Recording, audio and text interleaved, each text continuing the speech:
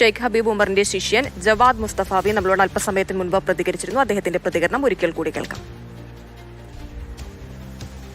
നമ്മുടെ കഴിഞ്ഞ 14-ാം തീയതി കാന്തപുരം ഉസ്താദിന്റെ ഇടപെടലിലൂടെ നിമിഷപ്രിയയുടെ വധശിക്ഷ താൽക്കാലികമായി മരവിപ്പിക്കുന്ന ഒരു ഉത്തരവ് കാന്തപുരം ഉസ്താദ് തന്നെ പുറത്തുവിട്ടിരുന്നു.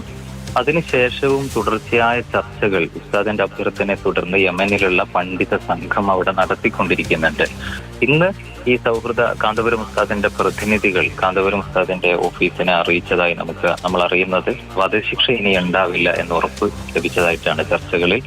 ഇനി ഒന്നുകിൽ കുടുംബം മാപ്പ് കൊടുത്ത് ജയിൽ മോചനം, അല്ലെങ്കിൽ ജീവപര്യന്തം തടവ്, ഈ രണ്ടിലൊരു ഓപ്ഷനാണ് ഇനി ഉണ്ടാവുക എന്നാണ് അറിയുന്നത്. അപ്പൊ അവിടെ കാന്തപുരം ഉസ്താദിന്റെ പ്രതിനിധികളായി പങ്കെടുക്കുന്ന ചർച്ചകളിൽ പങ്കെടുക്കുന്ന പണ്ഡിത സംഘത്തിന് ലഭിച്ച ഉറപ്പാണ്. സ്വാഭാവികമായിട്ടും അതുമായി ബന്ധപ്പെട്ട ഡോക്യുമെന്റുകൾ പുറത്തു വരാനും ഇവിടുത്തെ വിദേശകാര്യ മന്ത്രാലയത്തിന് ഉറപ്പ് ലഭിക്കാനും ഒക്കെ സ്വാഭാവികമായിട്ടും അതിൻ്റെതായ സമയങ്ങൾ എടുക്കും.